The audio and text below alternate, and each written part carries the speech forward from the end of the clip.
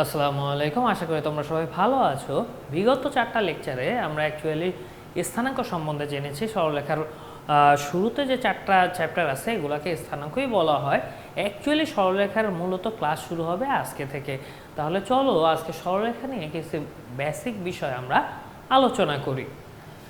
দেখো, ax plus by plus c equal 0 সরলরেখার সমীকরণ। তো এইটা একটা সরলরেখার সাধারণ সমীকরণ। সরলরেখার সাধারণ সমীকরণ কিন্তু অনেকগুলো হয়, প্রত্যেকটা ক্যাটাগরি ওয়াইজ আমি দেখাবো। তারপরও শুরুতে লিখে দিচ্ছি, দেখো x plus by plus c equal 0, y equal mx plus c, x by a plus y by b equal to 1, x cos alpha plus y sin alpha equal to p।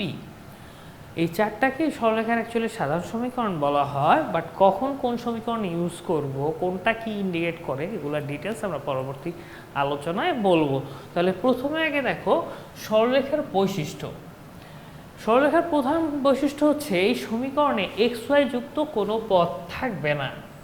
Then a equal to 0 হলে x অক্ষের সমান্তরাল হবে। That means এখানে a বলতে বোঝাইছে x এর সহগটা, এটা যদি 0 থাকে, মানে এক্স এর সহগ যদি 0 হয় তার মানে কি এক্স অ্যাবসেন্ট, তাহলে কি সেটা এক্স অক্ষের সমান্তরাল হবে। একে সহজভাবে বলা যায় y ইকুয়াল টু বি, যেখানে কনস্ট্যান্টটা আছে y আছে, এক্স নাই। একইভাবে b ইকুয়াল টু 0 হলে কি ওয়াইটা অ্যাবসেন্ট চলে যাবে, তাহলে এক্স ইকুয়াল টু যদি a হয় তাহলে সেটা কি y অক্ষের সমান্তরাল রেখার সমীকরণ। আর কনস্ট্যান্ট যদি না থাকে, যেমন ধরো এক্স প্লাস by, c নাই, c এর মান 0, সি যদি না থাকে, কনস্ট্যান্ট না থাকে, সেক্ষেত্রে সেটা কি অবশ্যই মূলবিন্দুগামী সরলরেখা হবে। দ্যাট মিনস ওই সরলরেখাটা যে কোনোভাবে হলেও সেটা মূলবিন্দু দিয়েই যাবে। ওকে, আরেকটা ব্যাপার হচ্ছে এই সরলরেখাটা অবশ্যই একঘাত বিশিষ্ট হবে। এখন এই যে সরলরেখার বৈশিষ্ট্যগুলো শিখলাম, এই বৈশিষ্ট্যের উপর ডিপেন্ড করে কী ধরনের কোশ্চেন আসে এবং সেগুলো আমরা কত ইজিলি সলভ করতে পারবো সেটা একটু দেখি। দেখো এখানে বলা হয়েছে X plus twice Y plus C minus 1 X Y plus 1 equal to 0। সি এর মান কত হলে এটা একটা সরলরেখার সমীকরণ হবে। স্বাভাবিকভাবে ভাইয়া এক্স ওয়াই সহগ থাকবে 0, এক্স ওয়াই থাকবে না, তাহলে কোনো কিছু না থাকে মানে কি তার কোএফিসিয়েন্ট বা সহগটা 0 হবে। তাহলে এখানে C minus 1 equal to 0, that means C এর ভ্যালু যদি 1 হয় তাহলে কি এটা একটা সরলরেখার সমীকরণ হবে। এই যে 1 নম্বর কন্ডিশন থেকে আমরা পেলাম। ঠিক একইভাবে প্র্যাকটিস প্রবলেমে দেখো আলফা মাইনাস 1 ইকুয়াল টু 0 হইতে হবে, তার মানে আলফা ইকুয়াল টু 1, এখানে বিটা ইকুয়াল টু 2। সিম্পলি এই ধরনের ম্যাথ দিলে অ্যাকচুয়ালি আমরা মুখে করে ফেলতে পারবো। আচ্ছা, এরপর মোস্ট ইম্পর্টেন্ট হচ্ছে সরলরেখার ঢাল নির্ণয়। ঢালের ডেফিনেশনটা কি?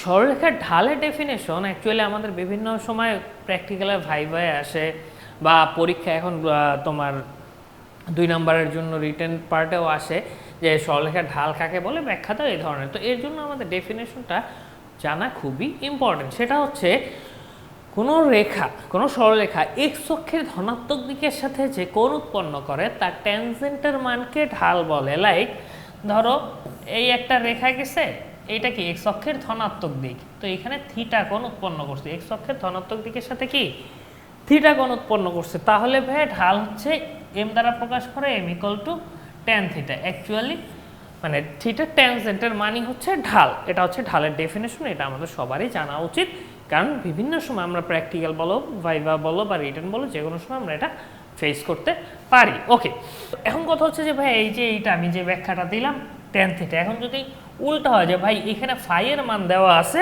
এটা ওয়াই অক্ষের নেগেটিভ দিকের সাথে ফাই কোণ উৎপন্ন করছে, তাহলে ঢাল কত হবে? তাইলে ভাই সহজ সাপটা হিসাব, এটার ক্ষেত্রে কি হবে, ট্যান টোটাল একটা স্ট্রেট লাইন কত ডিগ্রি হবে, 180 ডিগ্রি, তাহলে 180 মাইনাস 5। ক্লিয়ার? তাহলে যদি ঋণাত্মক দিকের সাথে কত কোণ দেয়া আছে এটা বলা হয়, তাহলে ঢাল বের করতে হলে 180 মাইনাস ওই কোণটা দিলে ট্যানের যে মানটা হবে ওটাই হচ্ছে কি ঢাল। একদম সহজ জিনিস ভাইয়া। দিন শেষে কিন্তু একই কথা, এক্স অক্ষের ধনাত্মক দিকের সাথে যে কোণ উৎপন্ন করে। ফর এক্সাম্পল বললাম ঋণাত্মক দিকের সাথে 45 ডিগ্রি কোণ উৎপন্ন করে, তাহলে ধনাত্মক দিকের সাথে কত করবে, 180 মাইনাস 45 135। ঢালের ডেফিনেশনে কি বলছি, ধনাত্মক দিকের সাথে যে কোণ উৎপন্ন করে, তার মানে যদি এক্স অক্ষের ঋণাত্মক দিকের সাথে 45 ডিগ্রি কোণ উৎপন্ন করে তাহলে তার ঢাল হচ্ছে tan 135। আশা করি ব্যাখ্যাটা তোমরা বুঝতে পারছো। সামনে আরো কিছু এক্সারসাইজ প্র্যাকটিস প্রবলেম আমরা করব। এবার দেখো ক্যাটাগরি এতে দেখো একটি সরলরেখা এক্স অক্ষের সাথে 135 ডিগ্রি কোণ উৎপন্ন করে তাহলে তার ঢাল কত? তাহলে tan 135 এর মান কি ক্যালকুলেটর ডিরেক্টলি দিলে আমরা বের করতে পারবো কত? -1। এরপর বলা হয়েছে একটি সরলরেখা এক্স অক্ষের ঋণাত্মক দিকের সাথে 45, তাহলে ধনাত্মক দিকের সাথে কত করে ভাইয়া? 180 -45, দ্যাট মিনস 135। তাহলে এটার অ্যান্সার কি? -1।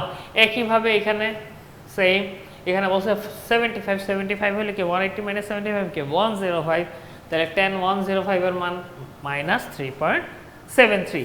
তো আশা করি ক্যাটাগরি এর যত কোশ্চেন আছে আমরা এই ধরনের প্রশ্নগুলো সমাধান খুব সহজেই করতে পারবো এবং এগুলো অবজেক্টিভের জন্য খুবই গুরুত্বপূর্ণ। ওকে, এবার ক্যাটাগরি বিতে তাকাই। ধরো দুইটা বিন্দুর স্থানাঙ্ক দেয়া আছে, যে দুইটা বিন্দু সংযোগ করলে ওই রেখাটা পাওয়া যায়, অথবা আরো সহজভাবে বললে একটা রেখার যে কোনো দুইটা বিন্দুর স্থানাঙ্ক দেয়া আছে। এখন ভাই দুইটা বিন্দুর স্থানাঙ্কই কি যথেষ্ট আমার ঢাল বের করার জন্য? কারণ আমি একটু আগে যে ডেফিনেশনটা দিয়েছি সেখানে কিন্তু কোণের মানটা প্রয়োজন ছিল। হ্যাঁ ভাইয়া, যদি আমার একটা একটা রেখার দুইটা প্রান্ত বিন্দুর স্থানাঙ্কও দেয়া থাকে সেক্ষেত্রেও আমরা ঢাল বের করব। সেটা কি সূত্র? কোটিদ্বয়ের অন্তর ডিভাইডেড বাই ভুজদ্বয়ের অন্তর, that means y2 - y1 divided by x2 - x1। এখন কোশ্চেন হচ্ছে ভাই 2 আগে কেন? এটা কোনো ইস্যু না, তুমি চাইলে 1 আগে দিতে পারো, বাট কন্ডিশন একটাই, যদি উপরে y1 - y2 দাও নিচে x1 - x2 দিতে হবে, অথবা y2 - y1 দিলে নিচে x2 - x1 দিতে হবে। এই সিরিয়ালটা ব্রেক করো না, তাহলেই হবে। তাহলে দুইটা বিন্দুর স্থানাঙ্ক দেয়া থাকলে কিভাবে ঢাল বের করতে হয় সেটা আমরা জানলাম। একটা এক্সাম্পল দেখি। একটি সরলরেখা এক্স অক্ষ ও y অক্ষ থেকে 2 ও -3 একক কর্তন করলে সরলরেখাটির ঢাল কত? ফর এক্সাম্পল একটু দেখাই। এখানে বলছে কি 2, এক্স অক্ষ থেকে 2 কর্তন করলাম, আর একটা হচ্ছে কি y অক্ষ থেকে -3, তাহলে এটা আমরা যোগ করলাম। তাহলে এই বিন্দুটা কি হবে? 2 0, এই বিন্দুটা কি হবে? 0 0, -3, তাই তো? একটু তো ক্লিয়ার। এখন বলছো সরলরেখাটির ঢাল কত? ভাইয়া যখন আমি দুইটা বিন্দুর স্থানাঙ্ক নির্ণয় করব তাহলে কি ঢাল কি এই ফর্মুলা দিয়ে কোটিদ্বয়ের অন্তর ডিভাইড বাই ভুজদ্বয়ের অন্তর, এই ফর্মুলা দিয়ে আমরা মানটা বের করতে পারবো। দেখো এখানে কনফিউশনের কোনো কারণ নেই। বলতেই পারো যে ভাই আপনি তো বলছেন দুইটা বিন্দুর স্থানাঙ্ক বের করতে বলা হয়েছে। সহজ সাপটা কথা, এক্স অক্ষ কোনো বিন্দুতে ছেদ করলে তার কোটি 0 হয়, আর ভুজতে এই যে দেওয়া আছে 2, আবার y অক্ষ কোনো বিন্দুতে ছেদ করলে তার ভুজ 0 হয়, তাহলে কোটিটা দেওয়া আছে কত? -3। এভাবেই আমরা দুইটা বিন্দুর স্থানাঙ্ক নির্ণয় করে নিব, দেন আমরা ফর্মুলা বসায় দিব। ঠিক একইভাবে পরের এক্সাম্পলটা দেখো। এ বি সি ত্রিভুজের 3টা শীর্ষত্রয় হলে এ বি ও এসি এর মধ্যবিন্দুতে সংযোগ সরলরেখার ঢাল কত? তাহলে প্রথমে এ বি আর এসি এর মধ্যবিন্দু বের করব। মধ্যবিন্দুর ফর্মুলা আমরা বিগত ক্লাসগুলোই দেখেছি, যারা দেখোনি তোমরা প্রিভিয়াস লেকচার দেখে নিও। মধ্যবিন্দুর ফর্মুলা হচ্ছে x1 + x2 divided by 2, y1 + y2 divided by 2। তাহলে মধ্যবিন্দু দুটো বের করলে ডি এবং ই এর মান কিন্তু আমরা পেয়ে যাচ্ছি। এরপর বলছে সংযোজক সরলরেখার ঢাল। যেহেতু ঢাল চাইছে ভাইয়া, তাইলে তো অ্যাকচুয়ালি আমার এখানে সরলরেখার সমীকরণ নির্ণয় করার প্রয়োজন হচ্ছে না। তাহলে দুইটা মধ্যবিন্দু স্থানাঙ্ক বের করে আমরা ঢাল বের করবো, কোটিদ্বয়ের অন্তর ডিভাইড বাই ভুজদ্বয়ের অন্তর। এখন কথা হচ্ছে ভাই এই ম্যাথটা আরো সহজভাবে করতে পারি না? যেহেতু বলা হয়েছে ডি আর ই মধ্যবিন্দু, তাহলে ডি ই কি বিসি এর সমান্তরাল না? স্বাভাবিক না? যেহেতু দুইটা এ বি এর মধ্যবিন্দু ডি, এসি এর মধ্যবিন্দু ই। একটু সুবিধার জন্য বোঝাচ্ছি, দেখো এ বি এর মধ্যবিন্দু হচ্ছে ডি, এসি এর মধ্যবিন্দু হচ্ছে ই, তাহলে কি বিসি আর ডি কি অ্যাকচুয়ালি কি সমান্তরাল না? তাহলে দুইটা সরলরেখা সমান্তরাল হলে তাদের ঢাল কি একই হবে। অথবা বিপরীতভাবে যদি বলি, দুইটা রেখার ঢাল যদি সমান হয় তারা জীবনেও একে অপরকে স্পর্শ বা ছেদ করতে পারবে না, কারণ কি তারা সমান্তরালে অবস্থান করবে। তো সেক্ষেত্রে দেখো ভাই এখানে আমার ডি এর স্থানাঙ্ক বের করা অবিলাসিতা, আমার ডি এর স্থানাঙ্ক বের করারও প্রয়োজন নাই।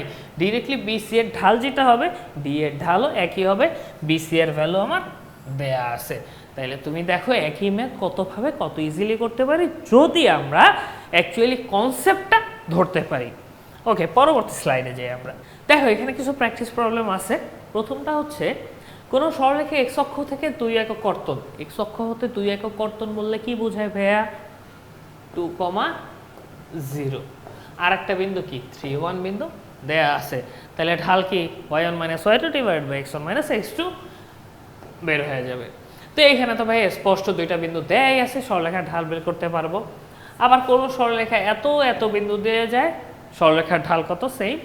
কোন সরলরেখা এত এবং এত বিন্দু দিয়ে যায়, সরলরেখার ঢাল কত? সেম।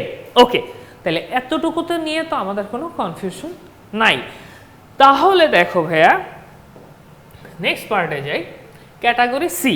ক্যাটাগরি সিতে দেখো আমরা y = mx প্লাস সি, এটাকে যদি সাধারণ সমীকরণ ধরি তাহলে x এর সহগ কি? ঢাল। এখন সাধারণ সমীকরণ যদি x plus by plus C = 0 তে দেয়া থাকে, তাহলে এই সমীকরণকে যদি ওই ফরম্যাটে নিতে চাই, দেখো yটা একদিকে নিলাম, বাকি সব আরেক দিকে, minus a by B into X minus C, constant, এটা কোনো ম্যাটার করে না। তাইলে দেখো y = mx প্লাস সি এই ফরম্যাটে যদি নেই, তাহলে অ্যাকচুয়ালি কি x এর কোএফিসিয়েন্ট বা x এর সহগটাই কি? ঢাল। তাইলে আমরা ডিরেক্টলি বলতে পারি না যে এই রেখার ঢাল হচ্ছে মাইনাস a বাই বি, এটাকে শুদ্ধভাবে বললে হবে মাইনাস x এর সহগ ডিভাইডেড বাই y এর সহগ। তাইলে সেটা কিভাবে আসছে আশা করি তোমরা বুঝতে পারছো। তাইলে x এর সহগ দেখো a, y এর সহগ b, তাহলে a বাই b আর নেগেটিভ তো দেয় আছে। তাইলে কোনো সরলরেখার সমীকরণ যদি এই ফরম্যাটে থাকে, তাহলে কি মাইনাস a বাই বি বললেই তার ঢালটা বের হয়ে যায়। তো সেক্ষেত্রে আমার এত ক্যালকুলেশন করে দেখানোর প্রয়োজন পড়বে না। এক্সারসাইজে দেখো এত রেখার ঢাল কত, তাইলে এই ফরম্যাটে নিলাম x plus by plus C minus a by B, অথবা এখানে ভাই এক্স্যাক্টলি আমার দেয় আছে y = mx প্লাস সি, তো এটা আর ওই ফরম্যাটের দরকার নাই, ডিরেক্টলি x এর সহগ 4, অ্যান্সার 4। ওকে, আবার দেখো x প্লাস y মাইনাস 5, তাহলে এটা কি মাইনাস a বাই বি, দুইটা সহগে 1, তাহলে অ্যান্সার কত? মাইনাস 1। ওকে, এখানে বলছে x অক্ষের সাথে যে কোণ উৎপন্ন করে, তাহলে ঢালের মান যদি -1 হয়, তাহলে থিটা = কি tan ইনভার্স -1, তাহলে ক্যালকুলেটরে দেখো tan ইনভার্স -1 এর ভ্যালু হচ্ছে কি 135। দ্যাট মিন্স এটা x অক্ষের সাথে 135 ডিগ্রি কোণ উৎপন্ন করছে। সিমিলার টাইপের কিছু প্র্যাকটিস প্রবলেম দেখি। x = -1, সরলরেখাটির ঢালের মান কত? এখন কথা হচ্ছে যে ভাইয়া x = -1, এটা কি y অক্ষের সমান্তরাল রেখা না? y অক্ষের সমান্তরাল যদি হয়, একটু দেখো ভিজুয়ালাইজ করি, x = -1, এটা হচ্ছে রেখা, তাহলে এই দুইটা কি? এটা হচ্ছে কি y অক্ষ, এটা কি y অক্ষের সমান্তরাল, তাই তো? এখন আমি যদি একটু ম্যাথমেটিক্যালি দেখি, এটাকে ax plus by plus C ধরি, তাহলে y এর সহগটা দেখো তো ভাইয়া 0 না, যেহেতু y অ্যাবসেন্ট, তাহলে সামথিং ডিভাইডেড বাই 0 কত? নর্মালি আমরা ম্যাথে এখানে যেহেতু দূরত্ব, সেক্ষেত্রে আমরা পজিটিভে, এই কারণে ইনফিনিটিই ধরবো। তাইলে এত সরলরেখাটির ঢালের মান কত? সামথিং ডিভাইডেড বাই 0 কত? ইনফিনিটি। তো সেক্ষেত্রে এটা ঢালের মান ইনফিনিটি। এখন মজার ব্যাপার হচ্ছে, এখান থেকে আমরা কি শিখলাম? সব সময় মনে রাখবা y অক্ষের সমান্তরাল, সিম্পলি y অক্ষের যদি সমান্তরাল থাকে তাইলে তো তারা ছেদ করবে না, তাই না? তাইলে এবং y অক্ষের সমান্তরাল অ্যাকচুয়ালি x অক্ষের ধনাত্মক দিকের সাথে কত ডিগ্রি কোণ উৎপন্ন করে? 90 ডিগ্রি। তাহলে tan 90 এর মান কত? অসংজ্ঞায়িত, বা ওই যে আমরা 1/0 ইনফিনিটি ধরছি। তো আশা করি এই কনসেপ্টটা আমাদের ক্লিয়ার, যেটা এই প্রশ্নের সাহায্যে ব্যাখ্যা দেয়া হয়েছে। একটু ভালো মতো বোঝার চেষ্টা করবা। দেন পরেরটা দেয়া আছে, এত সরলরেখাটির ঢালের মান কত? Same -a/b। এত সরলরেখাটি x অক্ষের সাথে যে কোণ উৎপন্ন করে, প্রথমে ঢালের মান বের করবো, তাই tan ইনভার্স ঢালের মানটা, তাহলেই কোণের মান বের হয়ে যাবে। একইভাবে 4 নাম্বারটাও সিমিলারভাবে করব। তাহলে আজকের ক্লাসে ক্যাটাগরি সি পর্যন্ত দেখাইলাম। নেক্সট ক্লাসে আমরা সরলরেখা নিয়ে আরও বিশদ আলোচনা করব। আশা করি আজকের ক্লাসটা তোমরা সবাই ভালো মতো বুঝতে পেরেছো। ইনশাআল্লাহ নেক্সট ক্লাসে সরলরেখা নিয়ে আমরা আরও কিছু আলোচনা করব। এই পর্যন্ত সবাই ভালো থাকো। আসসালামু আলাইকুম, আল্লাহ হাফিজ।